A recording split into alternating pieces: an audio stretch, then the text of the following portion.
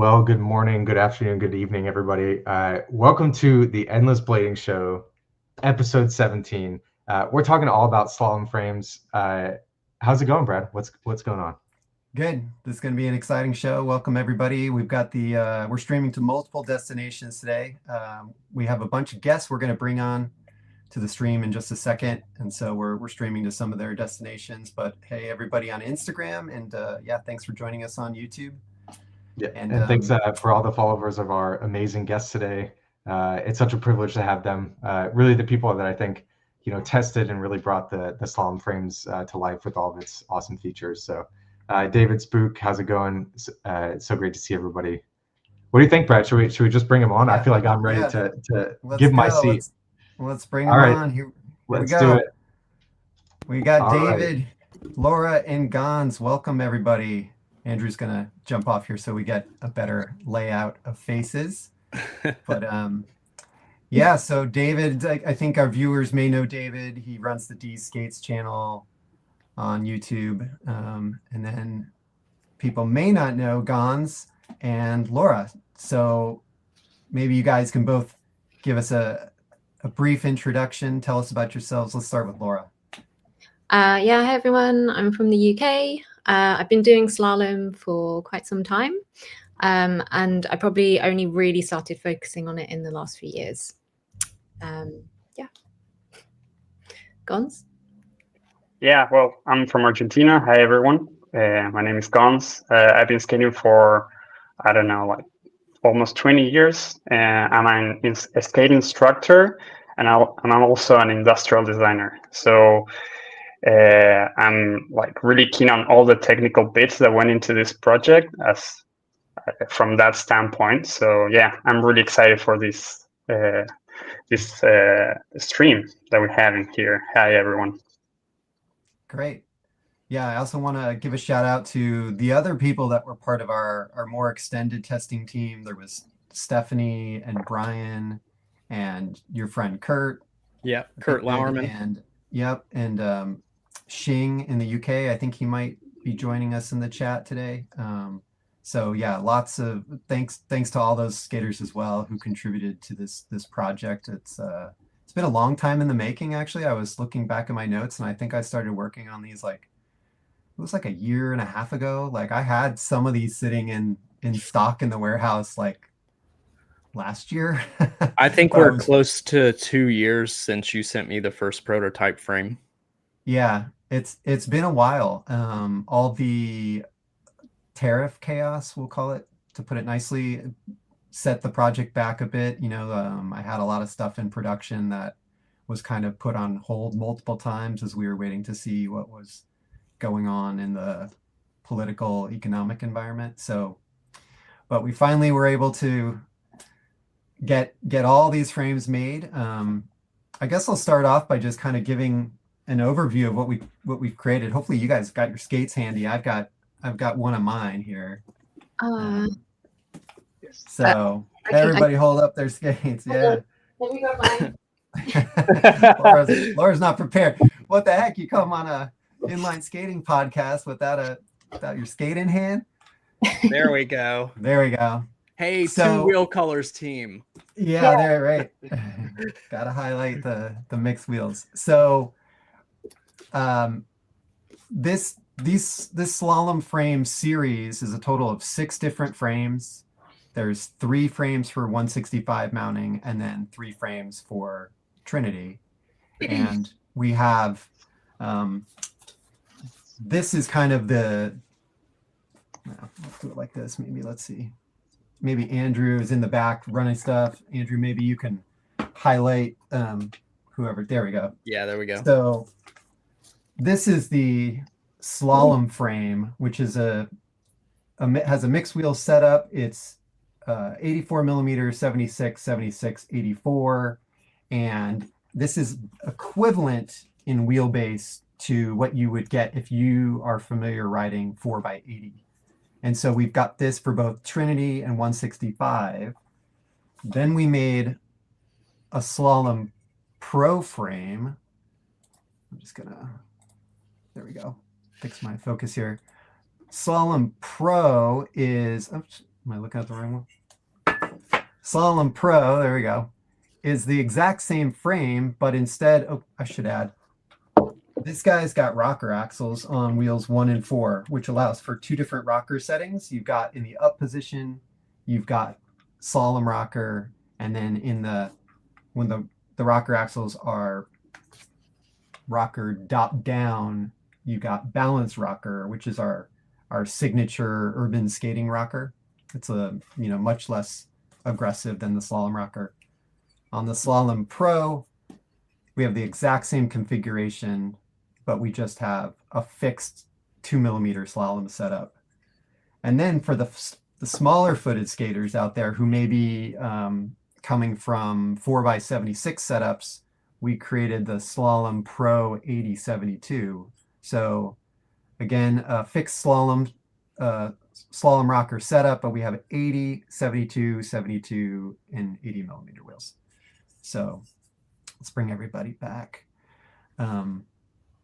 So I sent David. What did I send you? What do you have? So originally you sent me a prototype, and I don't know how much you want me to go into detail about what that was. I know we scrapped some features of it, and that was let's talk about that. Okay. So that full disclosure, I think I told you I gave that frame as a gift to Drew from City Blades last year. And initially that frame had 2 different rocker setups, so we could put the silver axles or the black axles from the arc frame in it. And I guess there wasn't a lot of, like, you ran some polls, right? And people said that they were less interested in that, more interested in just having up and down like a traditional rocker. So we scrapped the silver axle setting altogether. Yeah, they were. Yeah, I mean, I'm glad you're bringing this up because I almost forgot. Yeah, the first prototype, we thought there could be 4 different settings, and then I had some people locally test it, and you tested it, and it was immediately apparent that nobody that's interested in freestyle or slalom skating wants to skate flat. And what's kind of ironic is that every dual setup slalom frame that's ever been created usually has a slalom setup, a slalom rocker configuration, and then a flat setup. But the overwhelming feedback I got initially was, we don't want flat. We just always want rocker all the time, but having less rocker would be really cool. And so that's the second prototype that I made, which ultimately those are the frames that Gons and Laura and the other folks got. Yeah, so I also have those, and then you sent me the final Trinity. Right. And I think you sent me the Pro in the Trinity model. Yeah. And so yeah, maybe Gons and Laura, you guys can talk about, what are your thoughts on this concept of having a slalom rocker? Well, Laura's, you don't get it on your shorter frame, but maybe you can still chime in here. Yeah, like having a slalom rocker setup and then a slightly less rockered setup versus having the option for flat. What's your guys' take on that? Yeah, I wouldn't use the flat setup. So on the FR freestyle, you can put it onto a flat setup, but I never really used it. I just feel too stuck to the ground. Just feels like I'm on train tracks whenever I'm on a completely flat setup. So a slightly smaller rocker would be something I would prefer. But I don't ever skate flat, even when I'm doing same. And on bigger wheels. I think that's the consensus, right? Most slalom skaters that I talk to say that they don't tend to like the designs with the axles that flip the wheels up and down because they never use the flat. And then that axle makes it a little harder to rotate the wheels in some cases. So they prefer just not having that design. And I think that tracks. any design like this that I can think of from other companies where it just goes from 2mm rocker to flat, they ultimately get discontinued. Yeah, Gons, what's your take on this? Well, yeah, I agree with the rest of the guys. I never skate flat, and this balance rocker, the one that Endless offers in all of your frames, I think it hits the sweet spot for urban skating. So the times I went skating with these Slalom Frames, I use that setup, and it feels quite nice. And I also have the experience from my first Endless frames were the 90 millimeters. That's Yeah. the one that you can switch to three wheels, three big wheels, and the 490s. And I got really used to that feeling, and it's quite nice.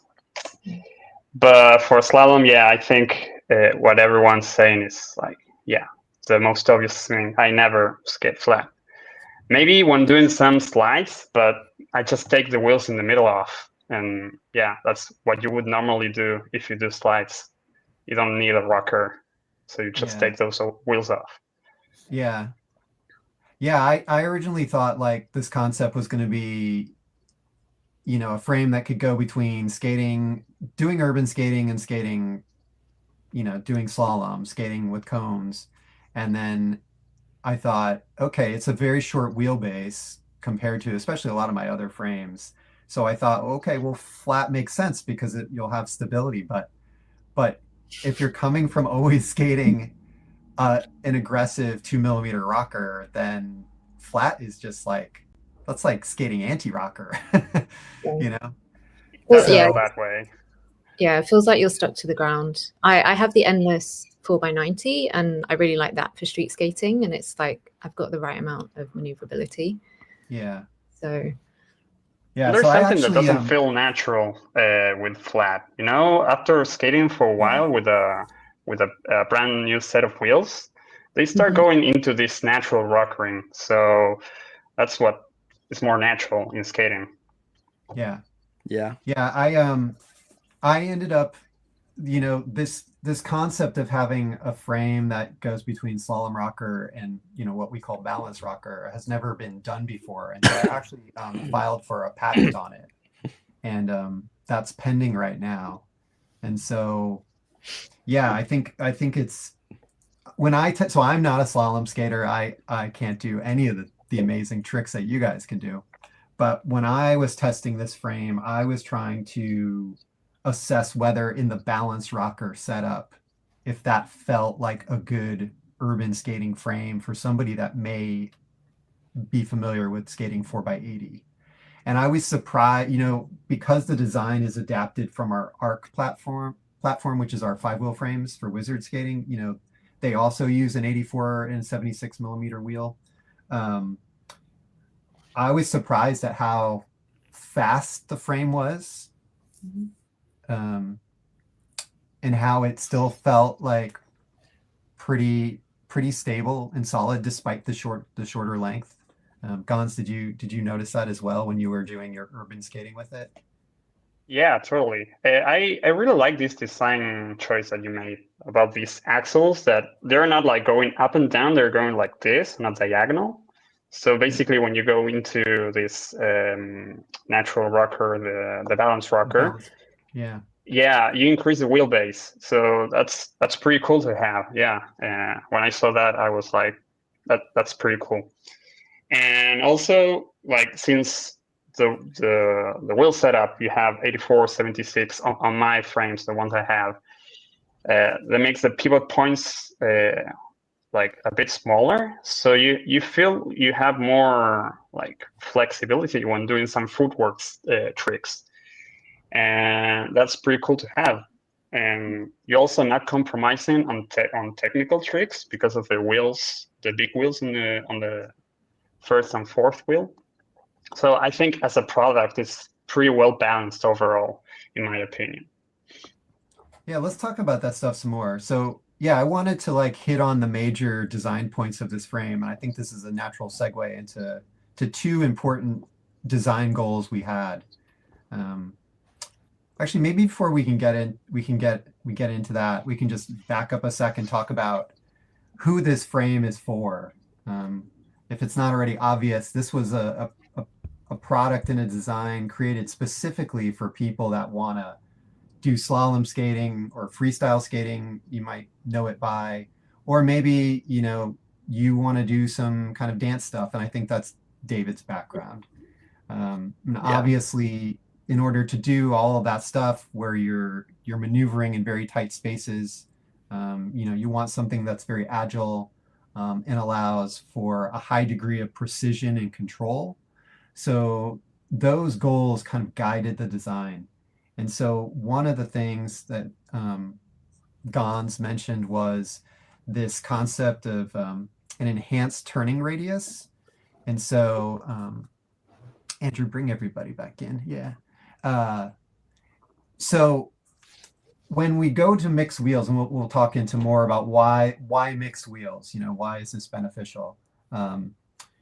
When we've got the mixed wheels,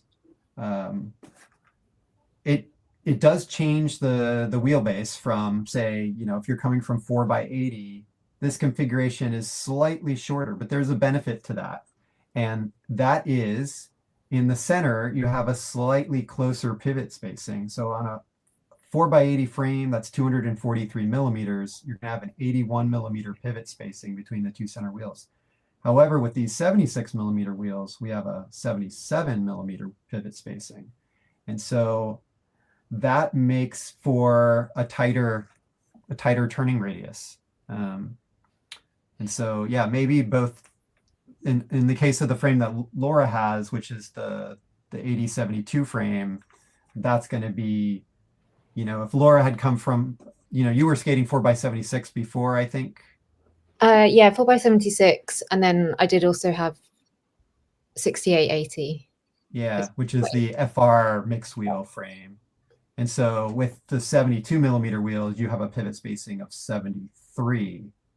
So the goal was kind of like maintain a familiar wheelbase for people that are coming from 4x80 or 4x76, but enhance the turning radius, make it more maneuverable.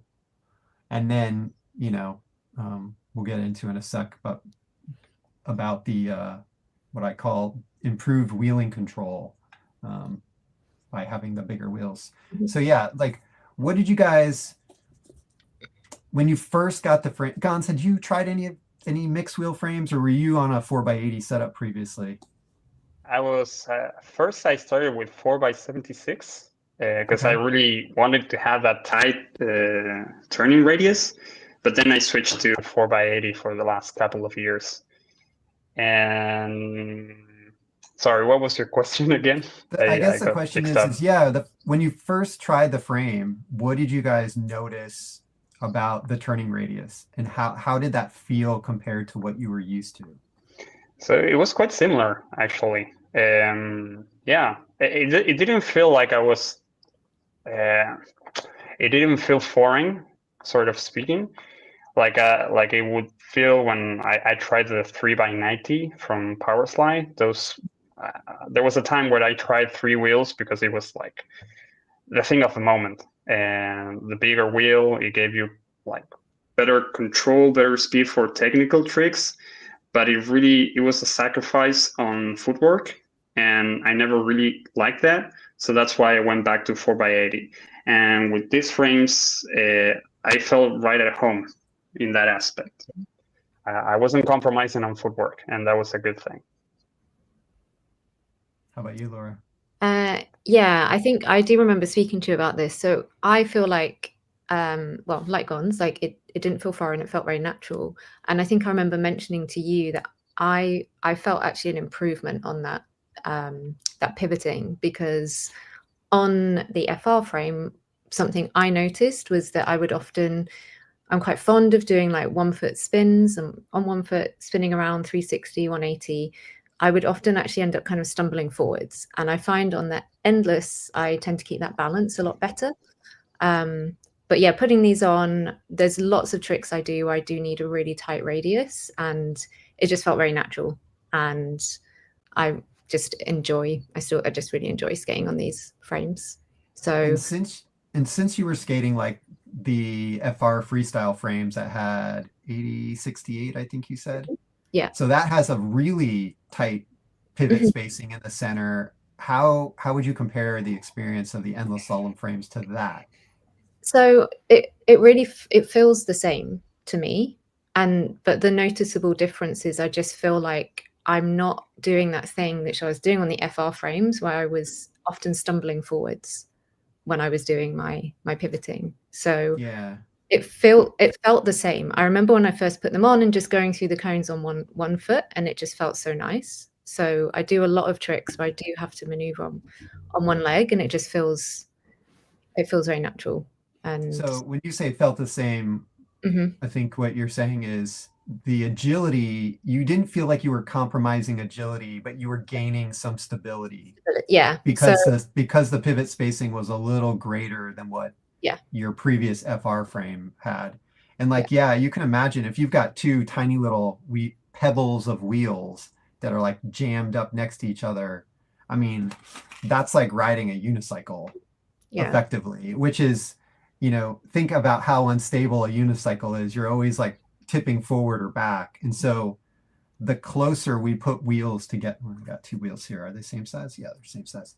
The closer we put two wheels together, the more it becomes like a single point, which is close is unstable, farther apart is stable. And so there's kind of like, there's a sweet spot, I think. And it's dependent on people's foot size, the length of their foot. Obviously, somebody with a bigger foot is going to require a wider spacing to achieve the same stability, whereas somebody with a very small foot can get away with a much closer spacing of the wheels and still feel that same stability. But I think that was the balance that I was trying to strike, which is how do we maximize agility without compromising on the stability you need to be able to just, I don't know, execute tricks in a way where you're not getting tripped up and stumbling. Yeah. So stability on these does feel great, and so does maneuverability. So that was like a huge plus on my side. Yeah. David, do you have any, we got a question here. So this is Andrew's comment here. Brad's frames strike me as a little sturdier, maybe more structural than standard slalom frames. Did you guys feel that in testing? Oh yeah. Yes. Yeah. Yeah, especially if for anybody out there that watched my review of the 80 Ultra, it's a very similar experience to the 80 Ultra in terms of stiffness and shock absorption, but just different rocker, different length of wheelbase. Yeah, the structural design of this is actually adapted from the 80 Ultra design. I mean, some common features we have this rib that runs down the side, but actually I've enhanced the dimensions of the rib on the slalom frame. So this is technically the stiffest frame that Endless has ever made. It's designed to not bend about, if I draw an axis through the center of the frame, or, an axis like this, like I can't bend the frame about that axis due to the structural design. And obviously, like when you have, I think stiffness is really important for something like slalom and freestyle because you're doing so many maneuvers that are on one wheel, whether it's the heel or the toe. I needed this frame to not deflect when somebody is on that single wheel. And I think that's where you generally see the highest loading conditions into the frame, is when you're doing those wheeling tricks. All frames deflect to some extent. There's always some flex, right? Like obviously if we put like a 5,000 pound person on these frames, like we might actually visibly see it deflect. But it's like, while you may not always see the flex happening, because hopefully we're not looking at our feet and trying to inspect the structural dynamics of our skate frames while we're skating. It is there. And what anybody can do, I like to do this simple test. Maybe I probably mentioned this before. What I do when I'm often testing my frames to assess like how stiff they are is I'll skate on one foot on an edge, and if the frame is flexing, what will happen is the two frame walls will kind of rack. And so instead of like everything being a nice box, you know, where the axles are kind of like boxing in, you know, completing the box structure, it's like you'll get the axle, it kind of turns into a parallelogram. And what happens in that condition is the axle puts a torsional load into the bearings. And when you get that torsional load in the bearings actually grind to a stop. And like you can feel this happening. So anybody, like if you have an endless frame or anybody's frame, try this. Try skating on one foot and skate on an edge. Like try and hold the edge as long as you can. And if you feel the frame decelerating and slowing down pretty quickly, that means the frame is flexing excessively. And so when the frame resists that racking, then the bearings can do their job without being impeded by friction. And that's what allows you to sustain momentum and accelerate through your moves as you're doing all your tricks through the cones. So I guess my question to everybody is, having just explained that, is did you notice that like any type of enhanced performance when doing especially single wheeled tricks? Did you notice you were able to like sustain your momentum better or get better acceleration on some of the tricks? Yeah, totally. Like the experiment you're suggesting is on four wheels, and on slalom, like you said, we're doing most of our tricks on two wheels or on one wheel, and also we're pivoting the foot, like doing some spinning tricks where you're using the edge on one wheel that puts a lot of stress into the frame, into the wheels, into the bearings. And on these frames, I didn't feel any give on that area. Like I could feel the first time I put my skates and try some turning one wheel tricks, I felt like the wheel just kept going and going. I just kept, yeah, the speed, the stability, it did feel good. So yeah, I think it's a good, like a plus, this structural design that we put into this frame. Yeah, I agree. I definitely, I sent you a video that showed an improvement. So I'm not onto one wheel tricks, but two wheels. And I can definitely feel the difference. There's one trick I've been learning, spinning with my like legs crossed, and I can feel that I'm maintaining the speed and I'm able to do more rotations, and it just feels much more sturdy. When I was doing it on my FR frames, I was struggling and I hadn't practiced it for weeks. I swapped over to these frames and there's just been like an uptick in improvement, and I just feel very solid when I'm on just two wheels on these. Yeah. David, I know you do a lot of like power skating because you're involved in like you're coaching and teaching, you know, ice hockey. Teaching skating. Yeah. Ice hockey, power skating. What was your take on the, how the structural design kind of benefits power transfer in acceleration? Well, I mean, I guess the most obvious thing here is stiffness, and then the fact that your frames specifically are always designed like you spoke about earlier, where you get on one wheel or one foot and you're on an edge and the frame shifts and you start having the wheel boss pressing against the bearings and decelerating. But I don't ever have that with any of your frames. So this one's true to brand, so to speak.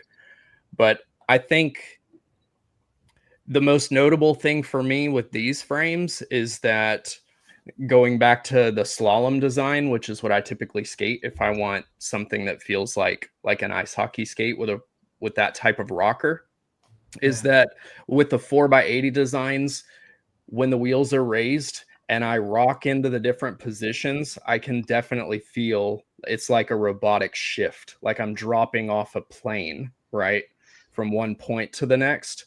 And with these, it's more of a smooth shifting from point to point. I don't know if that is any one specific thing, or if it's, I imagine it's a combination of, like you spoke about earlier, where you have different sized wheels.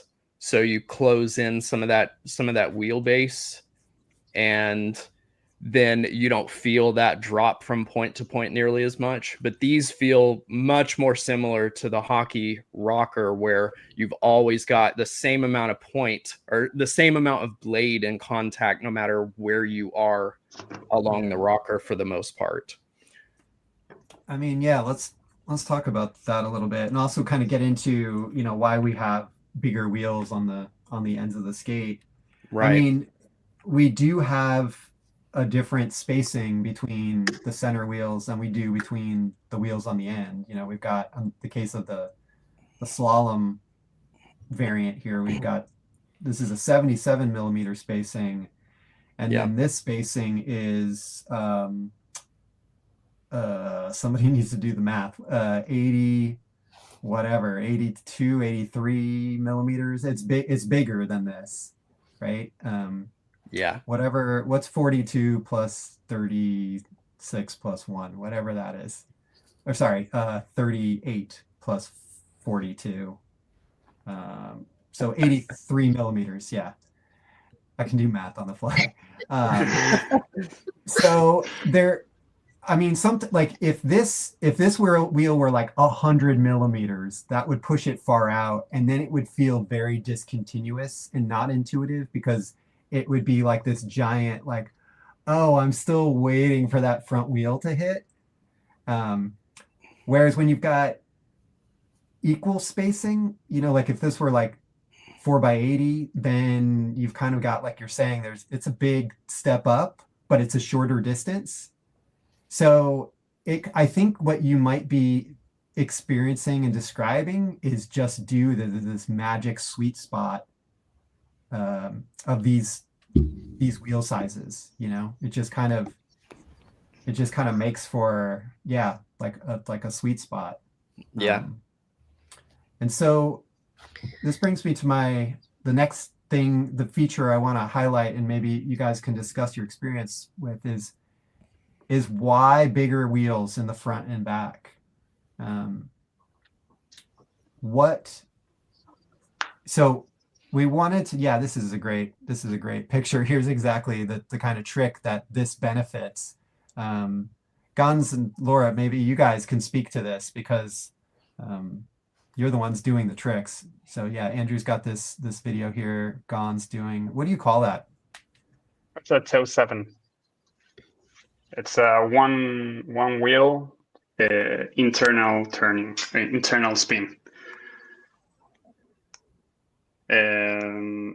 So, as I said before, I tried the 3x90 wheels, and the idea behind a bigger wheel, it's like give you more speed on those technical tricks on one wheel, and also more stability, because as the wheel gets bigger, the point where the wheel is touching the floor, it feels bigger, so you feel more stable.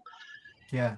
But there was this issue where the turning point, like you said, if you go very small between two wheels, that pivot point, that turning radius becomes like something like goes like this.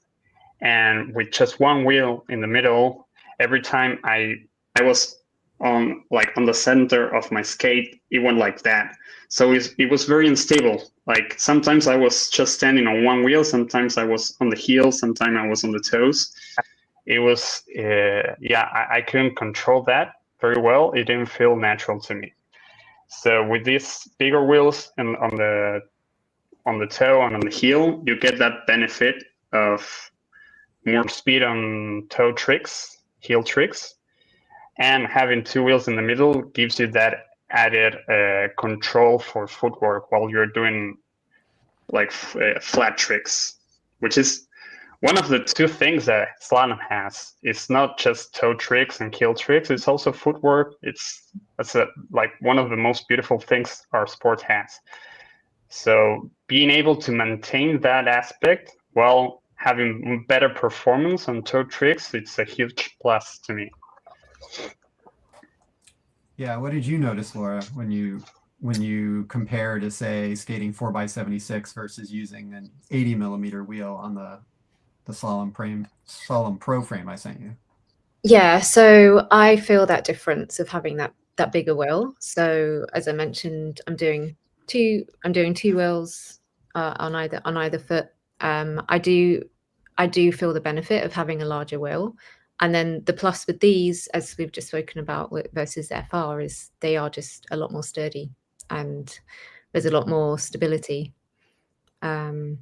And then, you know, a lot of the slalom I do is a lot of like flat tricks, and I really like the pivoting that we were just talking about earlier. So it really works with the kind of slalom that I'm doing, and then just getting into toe tricks. Yeah. Laura, I'm curious what you mean when you say flat tricks. So flat tricks are where you've got four wheels on the ground, but not really, because your slalom frame's rocketed. Okay. So I'll be doing like a lot of spins. So there's like various tricks where I'm just basically not on my front two wheels, but the feet are either on the floor, either on one leg or both legs, doing things. It was Gotcha. the edge work, I guess. Right? Yeah. Yeah, a lot of edge work. Yeah. Gotcha. Yeah. Going back to what you were talking about, Gons, about about getting more stability from a bigger wheel in the front and back.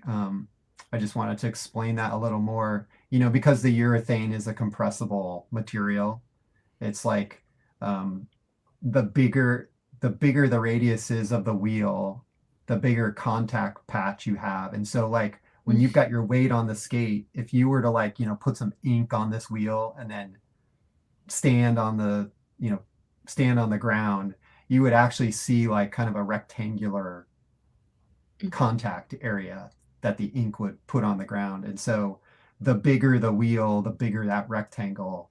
And so it's like you're not actually like standing on one little point, right? Because this isn't made out of the hardest substance, no demand. This is kind of a squishy material.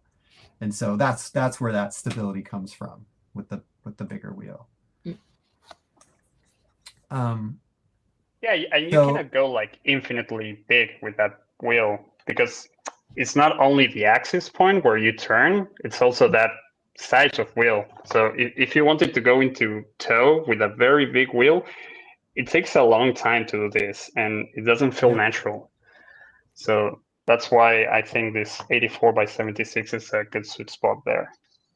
Yeah, that's a good point. You've got that rotational inertia of like getting up there, right? And so, yeah, I'm just looking at my notes here. So we've talked about, the frame has got a standard slalom rocker. We've got a familiar wheelbase. We've got this enhanced turning radius due to the two smaller wheels that are closely spaced. We've got the improved wheeling control due to our larger wheels on the outside.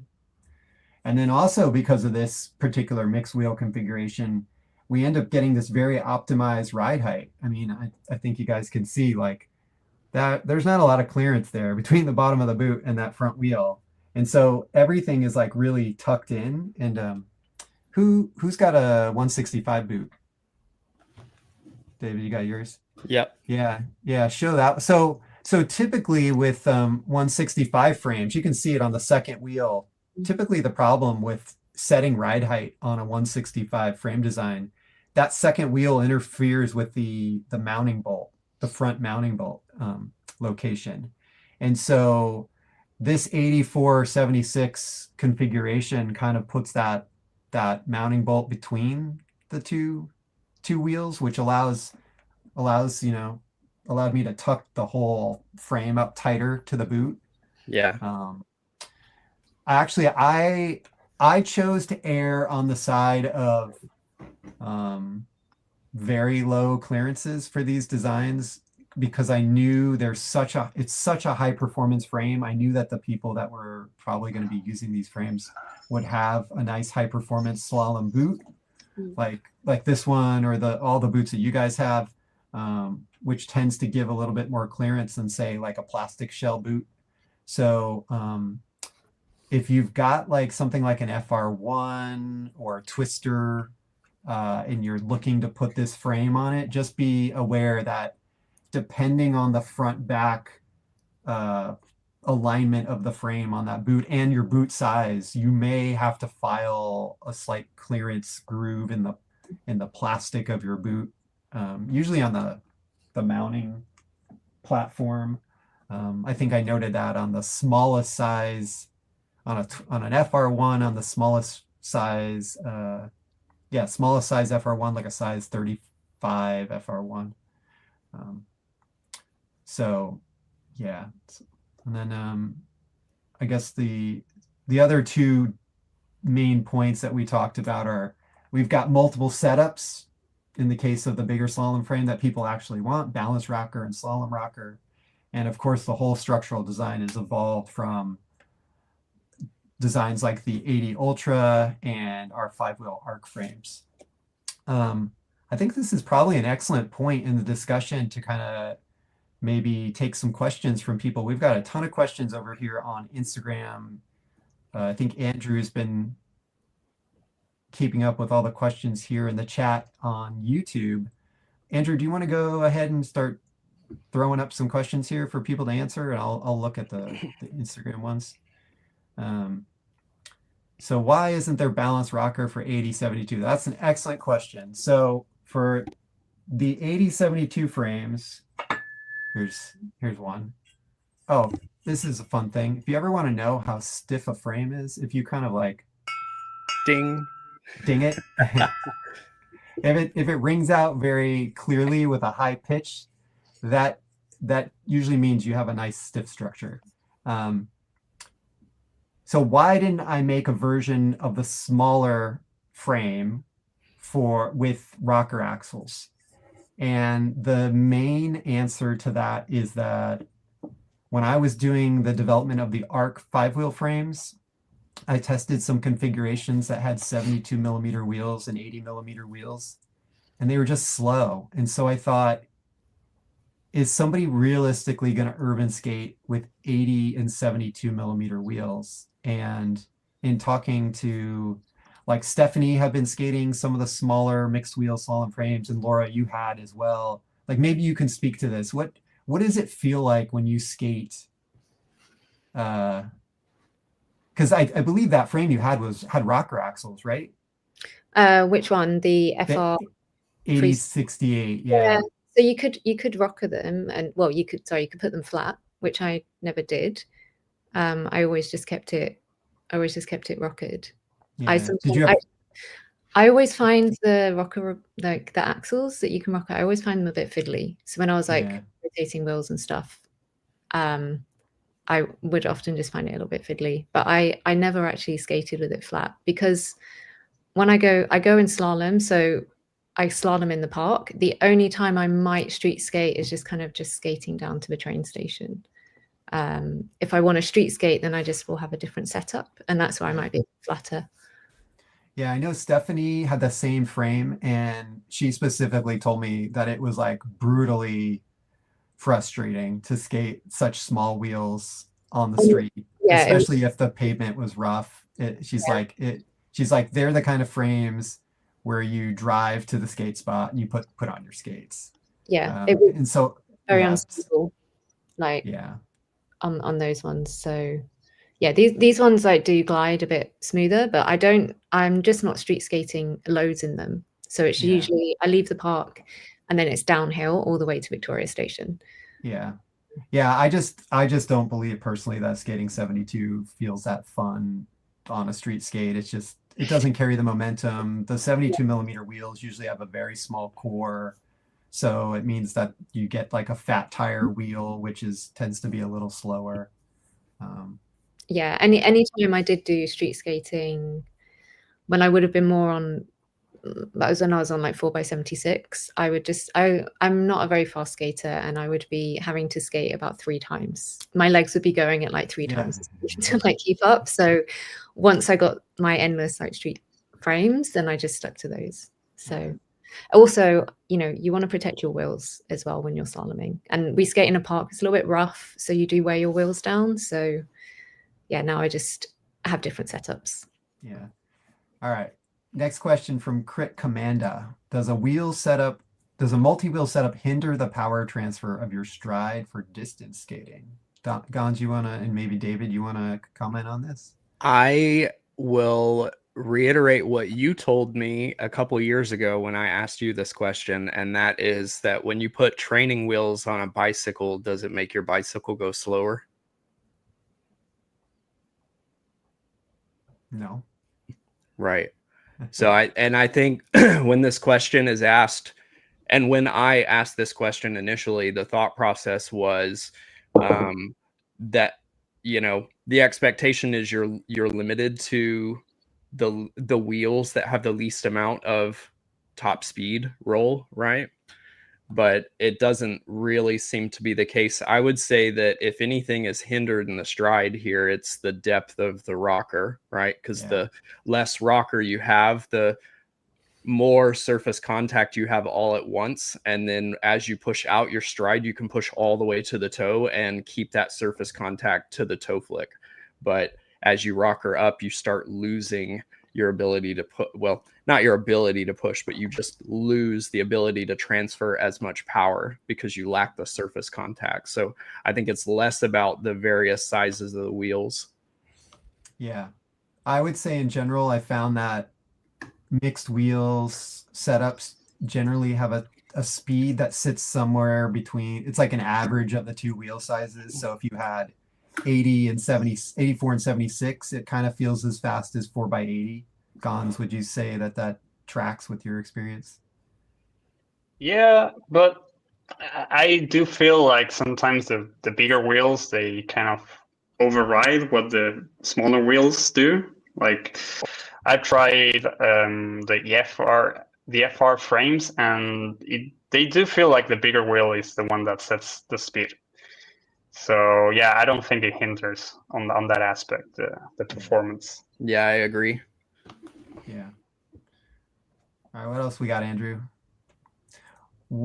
David asks, hey David, what's the recommended wheel rotation patterns for this frame? Yeah, what have you guys been doing?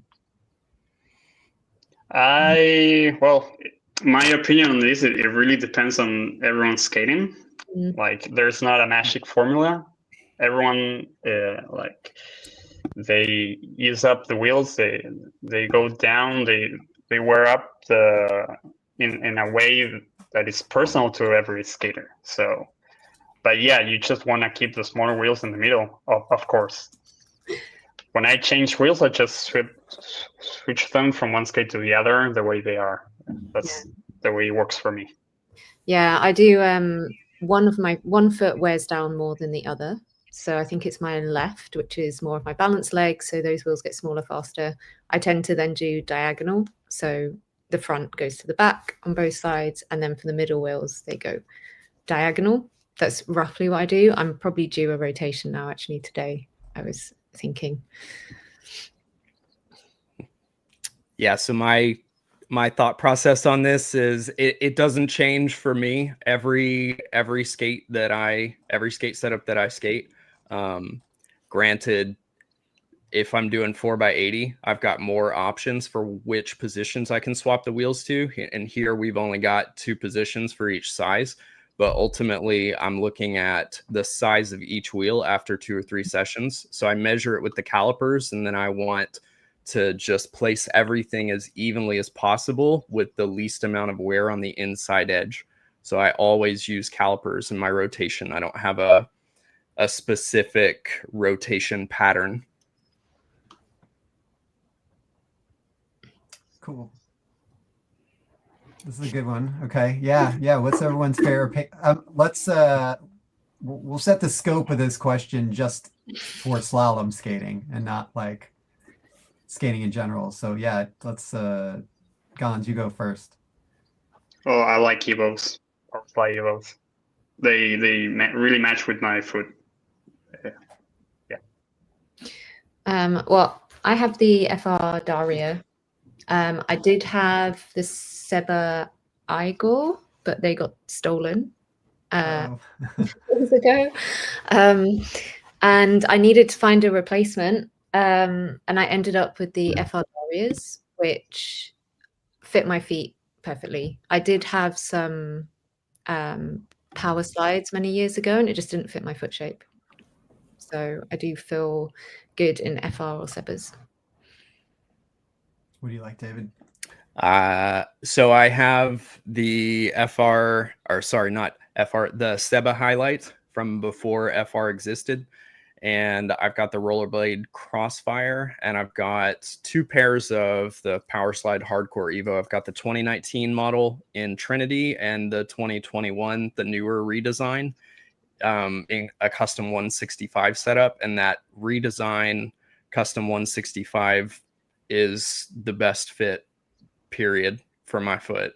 So the Sebas and FR models, I find that the toe box is too wide for my feet. And so even when I put thick socks in, I lack power transfer in the front of the skate. So I think my foot's probably shaped more similar to Gonz's, where the Evo really contours to my foot. Yeah.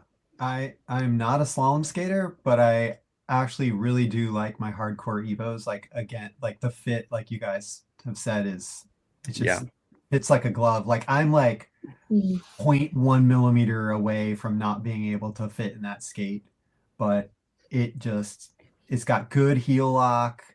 It just like I can feel the entire shell just gripping my foot, which feels amazing. Not just for slalom, but for any skating.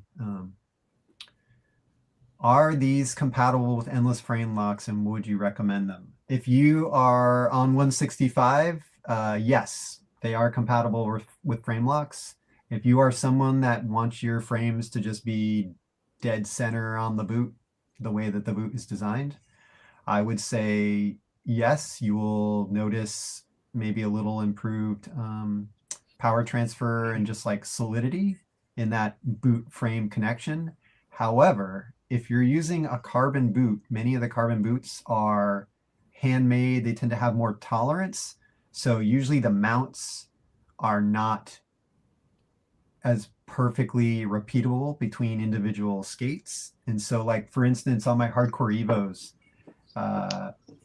to get the frames aligned the same, I don't put the frame in the same spot in the boot, if that makes sense, because Powerslide hasn't put the mounting features in the same exact spot. So I think it really just comes down to whether or not you're on a plastic boot or you're on a carbon boot.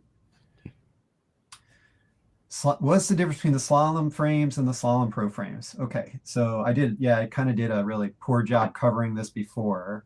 So this guy is the Slalom frame, and you can see I've got rocker axles on the first and last wheels, whereas on the Slalom Pro, we just have 4 regular one-sided axles. There's no second setup. The Slalom Pro frame only does a 2 millimeter slalom rocker, whereas the Slalom frame does 2 millimeter slalom rocker and balanced rocker via the rocker axles.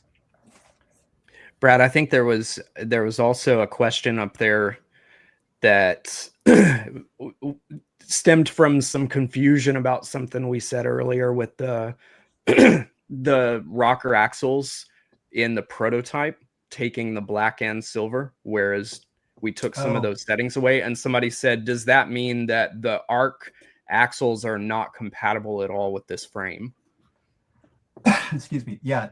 We make 2 types of rocker axles. We have the black ones, which are colored black, and then we have silver ones, which are silver. And they each allow for a different amount of wheel axis travel or offset. And so you can technically use the silver axles in the slalom frame, what you will get is, if you use the silver, you will get less than 2 millimeters slalom rocker, and you will get greater than balanced rocker. Whereas if you use the black axles, as we've spec'd out for this frame, you get balanced rocker and 2 millimeter slalom rocker. So if you're somebody that wants to live in between those two zones, then sure, have at it, use the silver axles.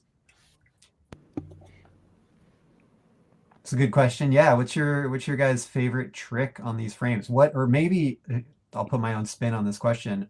What trick have these frames unlocked for you? For me, it was the trick I was mentioning earlier. So it has various names, but I call it a Korean spin. So you're spinning on two wheels with your legs crossed or your feet crossed. And for me, it's just unlocked like a huge improvement on that one. So it's become one of my favorite tricks. It's quite tough on the feet. So I have to have little breaks and not overdo it. But yeah, it's definitely something that I feel has improved a lot with these. In my case, it was the back teapot, toe teapot, because I found with these frames I could move my frames a bit further to in front, whereas with my 4x80 I couldn't, and that gave me like a little bit more, I don't know how to call it, but like I could press more on toe and the skate wouldn't like do like this, flip over. Yeah. So that kind of helped me get this trick done, the back toe teapot. Nice. What does that trick look like? I'm not familiar with that. It's done in artistic skating as well. It's where you're like, it's a sitting trick where you cross over your foot like this. I don't know. I would have to stand over, but not now. Yeah. But you basically sitting on both of your legs, crossed over. Okay. I don't know. Maybe Laura can give me a better English explanation for the trick. I was trying to do it with my fingers. I don't think it's going to work either. Well, you say it's from artistic skating, so like a figure skating move, right? Yeah. It sounds like what we call in ice figure skating a sit spin. Is that, or am I misunderstanding? But it's a sitting trick, but you're crossing like one leg underneath the other. So you're kind of like doing like this with one of the legs. And you also maybe I can just show it to you. Yeah, I'm having trouble envisioning it. Maybe, I don't know. I can stand on like something like, no, yeah, you cannot see it. Can you see from there? Yeah. Kind of, yeah. I don't know. Yeah. Anyway, we'll it's okay. we'll have It's to okay. go. Something like there this. we go. Oh, there we okay. go. Okay. Well, that's and cool. What about it's a toe trick, right? As well. I'm sorry? You do it on the toe. Yeah, it's a toe teapot. Mm-hmm. Cool. What about you, David? Any Well, unlocks?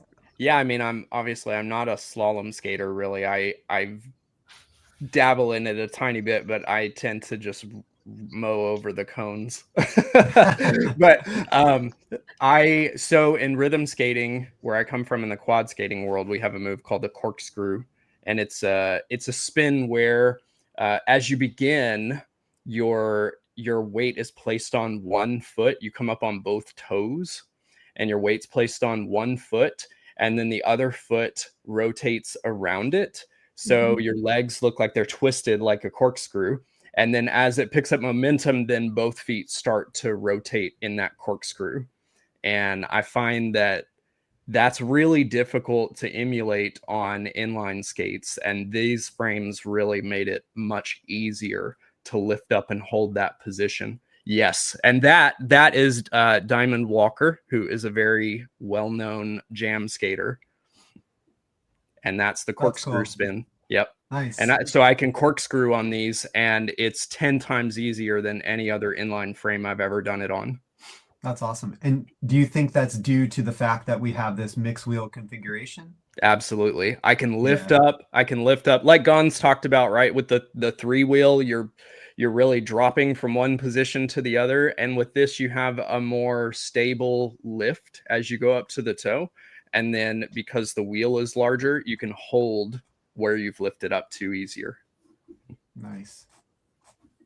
I've got one question here, Andrew, before we do that one. I just have one question from Instagram from, where did this go? Meek Yan.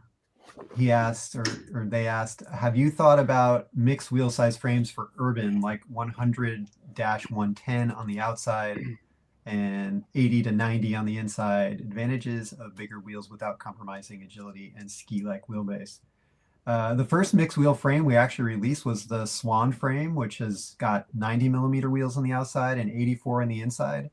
And right around the same time, we prototyped a version that was 100 millimeters on the outside and 90 on the inside. And actually, Andrew, do you have those? Andrew Lee, do you still have those? I know I sent them to Andrew Yu, who is approximately in line. But anyway, I decided at the time that the narrative wasn't strong, and so I just never put them into production. But when I design things, I'm always designing from the top down. So I think about requirements. I think about solving a problem, and then I use all the tools in the toolbox to solve that problem. I don't think I need to make a slalom frame that has 84 and 76 millimeter wheels. Instead, I need to make a slalom frame that gives slalom skaters more control, more precision, better agility, and then we figure out what design features allow us to solve those individual problems. All right, what was this question from? I think, yeah, here we go. Will Endless come out with a frame that's 243 millimeters long? I asked because I do dance and some freestyle, and I use 4x80 rocker for 243 long, and the Endless are a little long. I would say that this is the equivalent to 4x80. And David, you can speak to this because you do a lot of dance. This is going to give you the same overall length from end of wheel to end of wheel as 4x80, but with just a hair slighter wheelbase. It's a little less, right? When you rocker it up, they come inward. Yeah, when it's rockered up, it's 239, but when it's rockered down, I think somebody would have to check my 242. Josh is saying, I guess. Yeah, so it's just slightly shorter. Yeah, that spec is on my my webpage. So yeah, I would say this is the frame you want if you're used to skating 243 4x80. And David, yeah, what's your take here? Yeah, it's better than 4x80 in terms of wheelbase. I do, like we talked about, the rocker and then the shortening slightly of the wheelbase. It's easier to lift up on the heels and toes. And if you're doing dance, like if you come from a jam skating background like I do, and you want to be able to lift on the heels and toes during those dance moves, it's easier than even with a traditional slalom frame, a 4x80. Yeah. He also asked, could it fit 4x80? The answer is no. Yeah, you could physically, you wouldn't be able to physically fit the wheels in the center. So no. David, I think it's fair to say, like, this might, correct me if I'm wrong, but have you ever seen anybody design an inline skate frame specifically for dance skating before? No. This might be the first. Yeah, I think anything that is developed in that direction is always, it's a slalom frame specifically. And I mean, this is a slalom frame, but I can utilize it closer to how I utilize quad skates than I can a typical slalom frame. Yeah. And I mean, that was an important target audience for this product for me. I mean, if you go to our website, it says slalom and dance frames. Yeah. And so even though it doesn't say dance on the frame itself, this is definitely meant for you if that's the type of skating you're doing. And that's why David was a part of this development process. Yeah, and I think slalom, I always describe slalom as like dancing on skates and like dancing through the cones. So I'd say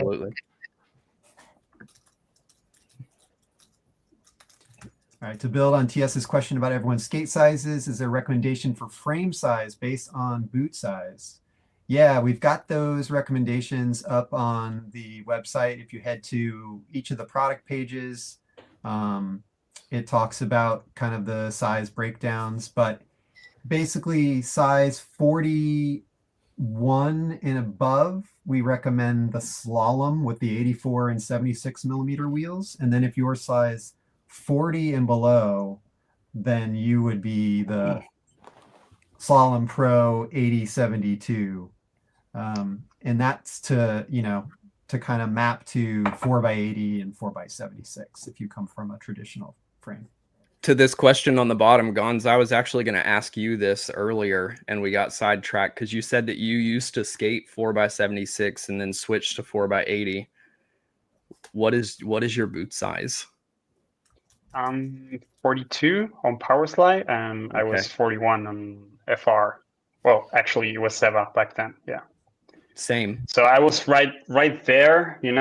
Actually, it's like 40 sizes where you switch from 76 to 80. So I was right in the middle, and I gave it a go for a year or so. And yeah, I just stick to 4x80 because it was too unstable. Same. I'm also size 42, and Brad, I believe you are as well, aren't you? I'm a size 42 in the Hardcore Evo, and this boot right here, for anybody wondering, I believe is a size 44, I think. So to give you a sense of scale. Gotcha. I don't skate this. I just bought it for fit checks and to make some pictures, hopefully. Laura, what's your boot size? 36. Wow. Tiny. It's tiny. Yeah, I think you have the same size feet as my wife. And Andrew, show that video of her skating again. She's got the you can see. I gotta find it. One sec. Okay, yeah, throw it up. Throw it up. All good. By the way, Andrew is killing it on the back end here. Like he really is. Videos. Yeah. He's had a video for everything that we've brought up. I know. Give that guy a raise. Let's see here. Let's see what other. Yeah. So David. Oh, there we go. Yeah. So like, if you didn't know your foot size, Laura, you would just think like, oh yeah, she's like a size 40. It looks the same on hers as mine look on mine. Yeah. Yeah. Yeah. So I will likely not be making a size smaller than the 8072. So and if you're a size 48 slalom skater, there will not be like a an 80 and 84 millimeter setup. 8490. 84, yeah, no 8490 slaloms. So sorry. Yeah, what other questions we have? Maybe we can, there was a few from the Instagram story I posted. I'll just look at those in the notes. Does it slide is one of the questions. Yeah, has it been tested on slides for freestyle? What? I don't really mess with that, so I can't say anything. I tend to keep my wheels where they're sticky and I can get as close to like ice quality edges as I can. Yeah, I don't think any of us particularly tested slides, but I will say this is that because this was designed to be an incredibly stiff structure, it offers like a high degree of control, which is only going to benefit any sliding, right? So like when you're executing a slide, you want to know that skate that the wheels are going exactly where you think they're going to be. You don't want the frame like flexing and chattering or lagging. So if you do like the type of competitive slides that a lot of people do on, like, you're going to love these frames. They are going to give you just way more control than anything else on the market. And I can confidently say this is the stiffest slalom frame that has ever been designed for in inline skating. This frame alone made me realize how suboptimal the popular 76, 80, 80, 76 slalom rocker setup on yes. Yeah. Yes. Yeah, it's kind of, I mean, just to give maybe Gons, you can talk about the history of where 7680, 8076 came from. I'm sure you have experience with this. Like it's funny how far we've come from that. Like that was my first slalom setup, 76, 80, 76. And I remember once there was this frame made by Giro. It's a Korean company where instead of, I don't know, making a 4x80 that was rocker, this company did like a 76, 80, 80, 76, but like compressed, so you don't have that bigger gap between the first and second and the third and fourth wheel, you know? And yeah, I don't know why we used to do that, but I can say that we come so far from that, and it's, yeah, so much better.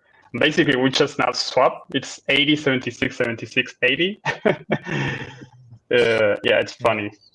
Well, originally, none of the frames were rockered, so people were just using flat 4x80 frames. And in order to get the reason I think we have a 2mm rocker, and this is probably covered in Naomi Grigg's book called The Art of Falling, is that because we had these 4x80 frames and they wanted to have a rocker that was pretty aggressive, you would just go down one wheel size, and the next size down from 80 is 76, and then that automatically gives you a 2mm rocker. So I was really tempted to like actually not put in a 2mm rocker, but I feel like at this point, you know, like what are we, like 35, 40, 45 years down the road on slalom skating, you know, like it's kind of, you can't mess with that. That's like a ground rule, is that slalom must have 2mm rocker. So yeah. So yeah, how was the design process? Specifically, did you consider other wheel size combos? So yeah, kind of like, as I was mentioning earlier, everything I do is usually from the top down, thinking about design requirements. And so one of the initial goals was to keep the overall feel of the frame similar to what people were already comfortable with, which was 4x80 and 4x76. So that meant not only keeping the wheelbase similar, but also keeping the overall length similar, because that kind of informs where those front and back wheels are for doing the wheeling tricks. Like Gons, or maybe Laura, you probably know this since you've tried like the FR mixed wheel frames. If those front wheels are kind of pushed out a little farther than you're expecting, like how does that affect your ability to do these wheeling tricks? I'll leave that to Gons, I think. I did toe wheeling for the first time, so. Well, if you like push those wheels further, like it's harder for you to get on top of them. So that's, yeah, like the logical thing that pops to my mind if you go like really far out. So, and also there's like this sweet spot that I find where you have like the axis like right at, like not out of the boot, like you want to have them contained inside the boot, just like happens here. And that really helps you with, that pivot point to get on top of your front and back wheels. I would say, having been a quad skater before anything else, with quads, we have the front axle directly under the ball of the foot. So when I transitioned to inlines, it took every ounce of strength all the way down to the tip of my toes to lift up. And I had to build that strength. So what Gonza's saying here is right, that you get that sweet spot right under the toe, and it makes it easier to lift up. The farther you go in front of the toe, the harder you have to work all the way across the foot. And here's like a pro tip for some skaters that are only doing like toe tricks or heel tricks. If you want to maximize the performance on that wheel, you want to push it back, and that gives you more control of that wheel since it's closer to your foot. And like what David said, it's closer to the ball of your foot. And yeah, there was this one time that I used the quad skates and I completely failed because the pivot point was nowhere where I'm used to it. So how do pro slalom skaters keep the leg strength symmetrical? I practiced toe wheelings the whole summer, I'm assuming. Now my right calf is huge. Did you practice on your strong foot more than your weak foot? Also use the gym. Like I use it in gym, like exercises and weight training to build and strengthen muscles and try and keep out muscle imbalances. It's good practice though to try to practice as much tricks with both legs as you can. I know some tricks they take a long time to master, but some basic tricks it's good practice to have them with both legs. Yeah, I can't speak to slalom. I've never trained slalom specifically, but in figure skating and in power skating, anytime we run drills for skaters or players, everything is done on both sides. If we do a drill and we're turning left, then we're going to mirror that drill. We never skip the other side. We want to create balance in skating on both sides as much as possible. And then, like Laura said, doing it in the gym really helps to curb some of those imbalances, because you really never reach a point where you feel like, oh, I'm equal on both sides. You're always going to have a preferred direction or a preferred side. All right, would a UFS version of this boot be technically feasible? Wondering Oh about God, ride I have weight thoughts control. on that. Yeah, go for it. Take it, David. Okay, so I don't mean this as a dig at all. This is just my observations, but I noticed that when wizard skaters, for example, are doing tricks that they've kind of taken from figure skating, they have to be much lower, and they use momentum and swings from their feet that we're not allowed to use in figure skating. That sort of power always comes from the shoulders and the core, but you can't do that with UFS. And the reason is because a UFS is flat. And even if you're using like the wizard frame where it pitches you forward, you're still completely flat. You rely on that heel, the raised heel, to push the ball down so that you have more dance control in your boot. And I'm interested to know what you guys think from the slalom perspective, because that's been my experience from figure skating to inline, is that anytime I go to a flat setup, I lose a whole lot of dance and edge, like smoothness and control. Well, I couldn't really give my opinion on UFS boots. I only tried them once, so yeah, I don't really know on that aspect quite a lot. Yeah, I've not tried UFS. Yeah, I would say, sorry, Brad, I just want to say real quick, I would say to add to that, the jam skating world that I came from originally was developed in roller speed skates, which is also a flat boot. And there's a reason why rhythm skaters don't use that, because they use like a figure skate style, because when you raise the heel, you gather more dance agility, and you lose it as the boot becomes flat. So UFS is actually technically the worst boot that you could use for wizard skating or slalom or anything like that. And I think wizard skating just hasn't caught on to that yet, because it's still a new style. Controversial opinion. Sorry. I will say this in defense of some UFS boots. Not all of them are actually internally flat, even though the mounting interface may be flat. A lot of them do have a raised heel. And a lot of aggressive skaters who use UFS boots have pretty sizable shock absorbers, which are also lifting the heel. Interesting. In the case of the boots that are preferred for wizard skating, they are definitely flat on the inside and flat on the bottom. And the only way that it makes sense to skate those is to pitch up the back of the frame. So right. Yeah, and I understand a lot of that is probably because they're skating on all these different slopes. They're doing like 3 turns and stuff on a ramp. So you want some of that flatness for stability, but it's definitely taking your dancey agility away from you. All right, silver axle question for us size 44s. Haven't ordered as I'm fearful on the shortness as I tend to move off 243 after a few sessions and lose my nerve. Is slalom ES in the works? No, as I was just saying, I don't think I'm going to make like a 80 and 84 and 90 millimeter slalom frame.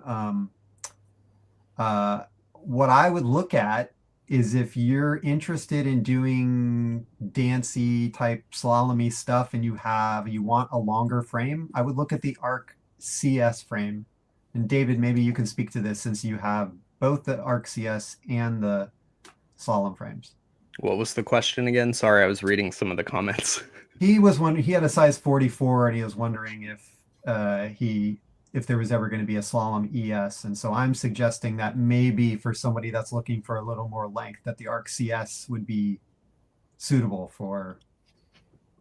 I feel like you would have to have a really large foot for that. I skated the Arc CS and it has a very similar rocker to this, but my dig against it is that it's so long and I can't get anywhere near the same level of heel and toe agility from it. I would think you would need like, I don't know, like a size 48 boot or something.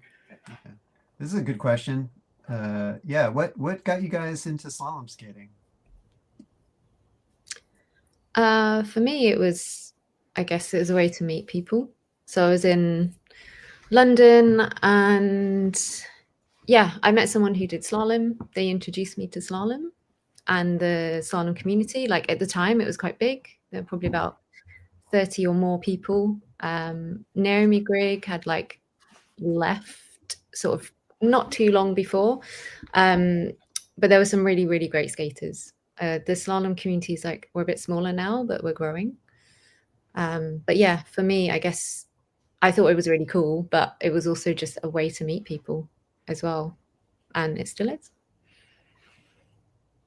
For me, it was like it's a new sport, or I don't know if it's new anymore, but it's quite new. And there's a lot to, like, you can invent tricks. There's a lot to discover in these sports, and that really got me into it. And also, I come from a very structured sports background. I used to do gymnastics and taekwondo, and you have like the way to do things is all like sorted out. You have to do them this way. And with slalom, it's the complete opposite.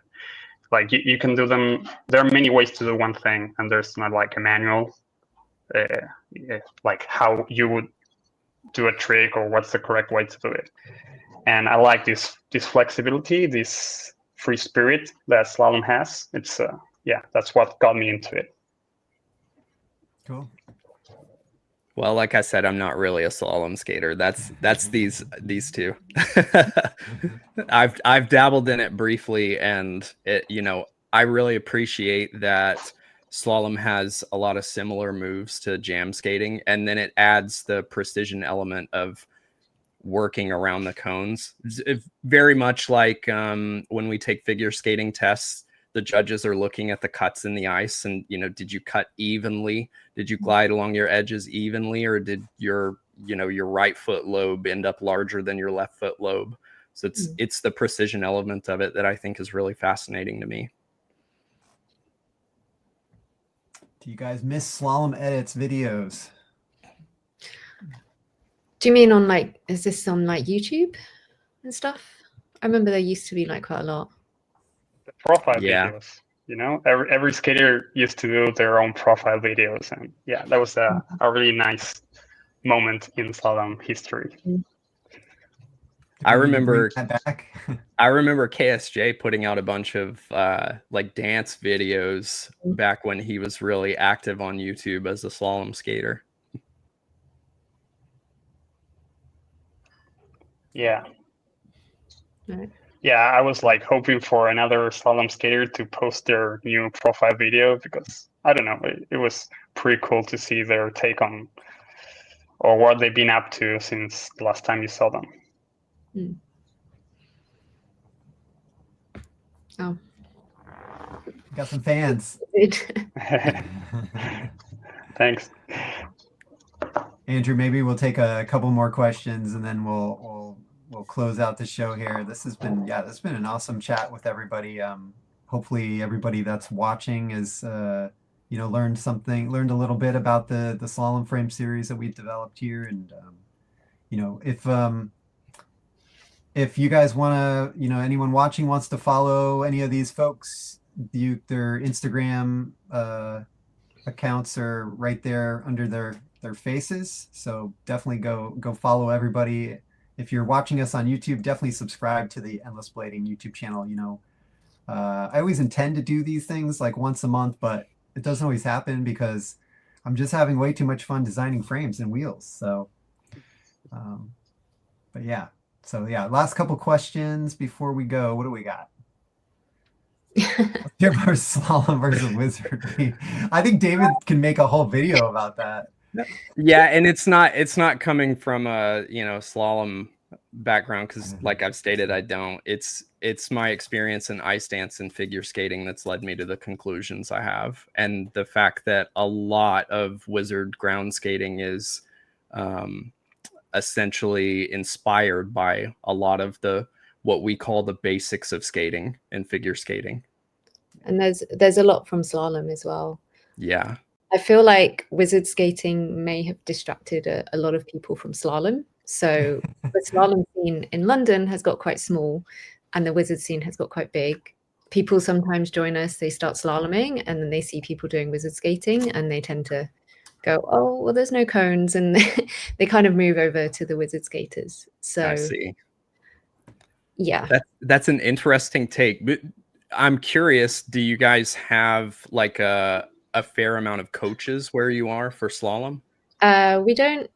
We currently don't have any coaches. So we had like a lot of pro skaters a few years ago, and then they've pretty much retired. And so right now we're very much just a group of people sort of self-teaching. We had someone visit us today who's actually a coach based in Czech Republic. So he was in the UK and he was helping us out. But yeah, we don't have any coaches. I mean, some of us are using like online coaches. Gotcha. Yeah, it's a very small scene. I think market itself much better. Yeah, I mean that's not wrong. I want to say this. Now slalom skaters can get this too. So there you go. There's your marketing. Start buying the Mercury version of the slalom frames, and then you'll attract fellow slalom skaters. I think with slalom, you have to drill stuff so much, and it's so much about precision.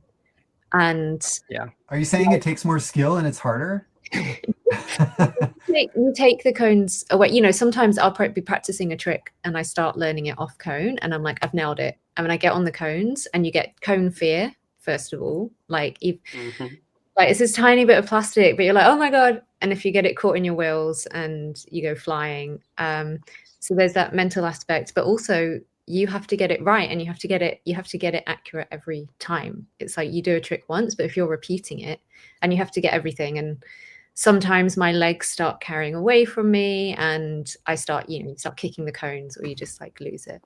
So I think, yeah. No, sorry. But I think like both, if you practice both of them, it's like mutually beneficial. Like you can learn stuff from both sports.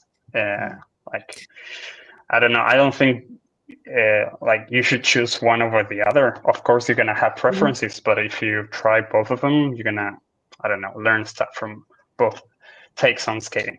Yeah, I use some. I think I use some like wizard tricks in my slalom. Like seeing other people do stuff, I've started putting them into my slalom as well. Like I do think wizard skating is quite cool. I think with slalom, what can sometimes put people off is doing the drills, and sometimes you have to just practice stuff over and over and over again. Yeah, I agree. I think there's two conversations there, right? And I think it kind of boils down to, if people are into recreational skating and there's not like a goal at the end of the tunnel, so to speak, then they're going to be less likely to do the one that is technically demanding and requires you just sit in one place and kind of train your abilities, versus going out and skating and having fun and just feeling the flow of it. that's a more recreational thing. But like, so what I'm trying to say there is, I observe that when people are trying to get lessons going in a city, if you have like a figure skating scene, for example, we have coaches and infrastructure, and there is a lot of testing and competition. And so you have a goal at some point. You have a community, and everybody is working together to get better at something. And then whereas the inline scene where I am is like just a bunch of urban skaters and trail skaters. So when more experienced skaters try to get lessons together, people are less likely to show up because there's not a goal at the end of it. They just want to get out and skate for fun. And I think that's the difference that I see in those two things. Is wizard skating it's a very fun oriented, feel, flow, recreational sort of thing, and slalom is geared toward more technical. And if you don't have a scene that says we're going to compete, we're going to get medals, we're going to get rank, etc., you're not really working towards something maybe as tangible, and then the motivation is gone. Yeah, I would agree. And I would say in London, we do have some really awesome wizard skaters. I do really like wizard skating. We have some really amazing wizard skaters. Yeah. But yeah, I think you're right in terms of we don't have any competitions here anymore in the UK. We used to at least have a few, but now we don't. So there isn't that thing to like work towards. Man, I hate that. Yeah, I mean, eventually, like it might pick back up and stuff, but There's one of your students, I guess. Yeah. That's what's up, man. Hola, Sarita, ¿cómo estás? Cool. Andrew, anything else we want to cover here before the end of the show? I think we're looking pretty good. It sounds like we could go another maybe 2 hours if we had more of this debate back and forth. But I just want to say how great it's been, I think, to have everyone on here and learn about your connection to the Slalom Frame, and just see you guys express your each and one of your individual arts through the cool stuff that Brad gets to make, and I guess and working on. So just wanted to say thanks for that, I guess. I think before we wrap up, it's great, again, chat for interacting. Thanks everyone who's tuned in to chat with us. I guess, maybe just starting with David and going through the rest here, just kind of, any last plugs you guys have or anything else you want to kind of say to the crowd before we sign off here on the Sunday evening. You can follow me on YouTube at D Skates. I do lots of skating there, and I have tutorials and stuff. I am an ice power skating coach, and I work for the Dallas Stars organization, and I do roller skating and inline skating. And so we have fun over there. What about you, Laura? You can follow me at Laura on Wales on Instagram or TikTok. I will say I haven't been posting very much recently because I'm kind of mildly injured and kind of skating a little bit less. I will be getting some physio and stuff. But one thing I just want to say, just last plug, is I've really enjoyed skating on these frames. I do feel the benefit and all the stuff that we've spoken about. So I do feel really nice on my flat tricks and all the maneuverability, and then starting to really pick up on the toe tricks as well. Cool. Made a difference. Okay. I'm just like really glad to have been part of this project overall. Like I think I never told you this, Brad, but I envisioned this frame a while ago, and I didn't have like the means to do it, or basically the means to do it, and to be able to take part in this project, it's really I feel like great satisfaction there. So thank you for that, and I'm really happy to have met all these cool guys here on this stream. Awesome. No, thank you everybody for being a part of this. As always, the products we design, Endless Blading is about just making cool skate products for our friends. So if anybody has an idea for something they ever want to see happen, just reach out and become friends. And you never know, you might get your own special frame. So I guess this is the last question before we go. Any Q4 holiday product releases? There is always new stuff coming from Endless. I will say there's 2 new wheel colors in the works. I'll give you guys a little teaser. One of them is going to be a shade of blue, and the other is going to be a shade of pink. And I will hopefully have them within maybe a month. Oh, and there's been 72 millimeter wheels, 72 millimeter bullet profile wheels, specifically for these slalom frames for the 8072 version. Hopefully we'll get those in the next couple weeks so that we can start shipping those. No brown. Brown is not on my list, but pink and blue. And Andrew, yeah, thanks for killing it. Man, I feel like this is one of the best shows ever because we had somebody like manning the controls on the background. All right. Thanks everybody for joining us. Tune in to the next one, whenever that's going to be. Hopefully we'll get back on a more regular schedule. Enjoy the rest of your weekends. Good to see everybody. Take care. Bye, everybody. Bye. Bye-bye.